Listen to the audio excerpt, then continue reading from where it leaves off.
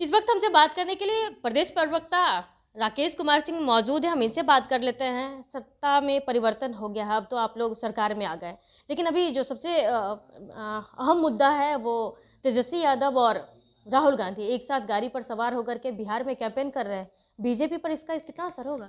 देखिए, बीजेपी पर तो कोई असर नहीं होने वाला है, लेकिन आप जान लीजिए देश की जनता और राज्य की जनता ने तय कर दिया है कि परिवारवादी और भ्रष्टाचारियों की गाड़ी की सवारी अब राज्य की जनता न देश की जनता करने वाली है। ये दो युवराज एक गाड़ी पर सवार होकर क्या मैसेज देना चाहते हैं? इससे कोई बुलावे में आने वाला है क्या उनके? देश की जनता जानती है लगभग 55 वर्षों तक एक परिवार, उसी परिवार के ही युवराज राहुल गांधी जी देश को लूटने का काम किया। उसकी सवारी कोई नहीं करने वाला है। और ये जो बिहार में जो भ्रष्टतम परिवार में से आते हैं, लालू प्रसाद जी के बेटे युवराज तेजस्वी यादव जी, उनकी गाड़ी की भी सवारी बिहार की जनता करने वाली नहीं है।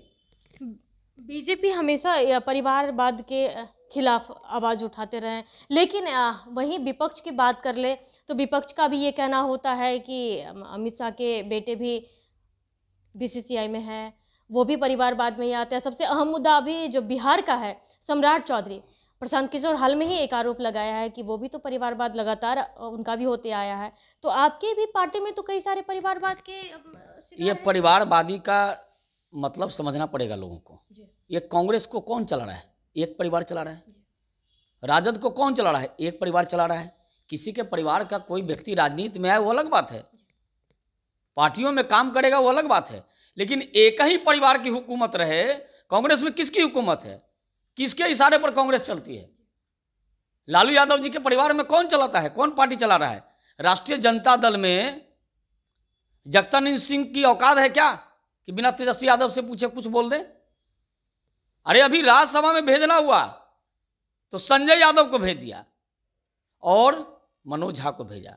उस परिवार का चलता है, वहां कोई संगठन की बात नहीं होती है। राहुल गांधी के यहाँ मनमोहन सिंह जी वो प्रधानमंत्री बनाए थे और उनके हाथ से पर्ची को लेके फाड़ के फेंक दिया।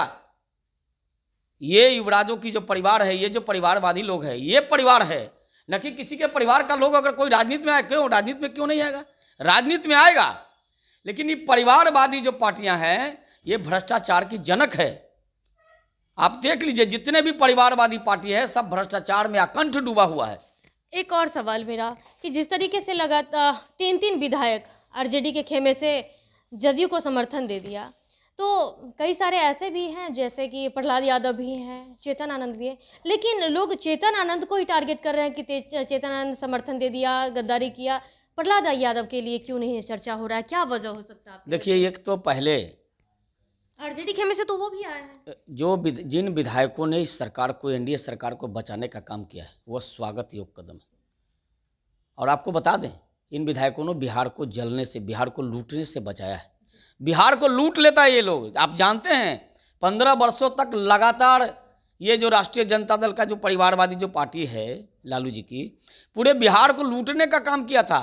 बिहार में पटना के हाई कोर्ट ने कहा कि ये जंगल राज स्थापित हो गया, तो ये जंगल राज वाले गुंडा राज स्थापित कर देते। इन विधायकों ने, 3 विधायकों ने बिहार की जनता को बचाने का काम, बिहार को बचाने का काम किया है। ये स्वागत योग्य कदम है। इस प्रकार का काम जिन विधायकों ने भी किया, चाहे जिस परिस्थिति में किया, ये स्वागत योग्य है। उसकी स्वागत करना चाहिए सबको। बिहार में अब आगे की रणनीति क्या होगी लोकसभा सीट को लेकर? बिहार में एनडीए में कोई समस्या नहीं है। समस्या जिनके यहाँ है आप देख रहे हैं, टूट रहा है, ताश के पत्तों की तरह बिखर रहा है इंडी गठबंधन।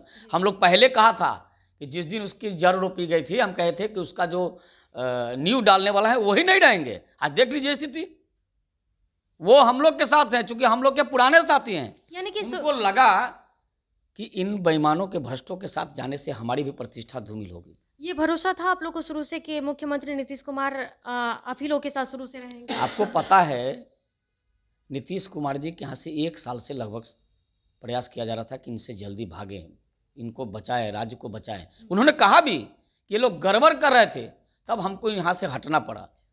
अब हम दोबारा उसके साथ नहीं जाएंगे। और जो इन लोगों ने जो काम किया है, जो बता रहे हैं कि 17 महीने का विकास की बात, इसका भी जांच करेंगे, इसकी भी जांच होगी। ये जो विकास का काम किए हैं ना, ये जो जिस तरह की विकास की बातें करते, कौन सा विकास किए?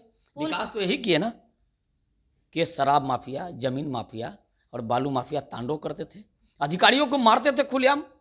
यही विकास था ना इनके शासन में, इसीलिए ना नीतीश कुमार भागे हैं। बिहार को अच्छी गाड़ी चाहिए, बिहार को अच्छे नेता चाहिए, देश को ईमानदार नेता चाहिए। भ्रष्टों की गाड़ी पर कोई नहीं चलने वाला है। भ्रष्टों की गाड़ी की सवारी न देश की जनता करेगी और खास करके बिहार की जनता तो करेगी ही नहीं। तो देश की गाड़ी भ्रष्टों के हाथों नहीं जानी है, इसको लेकर के मुख्यमंत्री नीतीश कुमार एनडीए गठबंधन में आए और साफ तौर पे देश को भ्रष्टाचार से बताया। साथ ही साथ तीन जो राजद के विधायक थे वो आए, वो भी जो कह सकते हैं बिहार में जो भ्रष्टाचार के जो कुनबे बढ़ रहे थे, आरोप ये भी लग रहे हैं कि जिस तरीके से लगातार सरकार बदली है, कई सारी जाँचें होनी है। तो ऐसे में भ्रष्टाचार का जो बात सामने लगातार आ रहा है, अब देखना होगा कि कितना कुछ भ्रष्टाचार हुआ है। लेकिन 17 माह में जो जितने विकास की बातें की जा रही है, उन सभी का जो पोल खोलने के लिए बीजेपी की तरफ से जो विजय कुमार सिन्हा कल ही कई सारे जो नोटिफिकेशन है वो जारी किया, लेटर जारी किया है। अब देखना होगा क्या कुछ होना है बिहार में बदलाव। तो बने रहे कसरत से पटना संगीता से।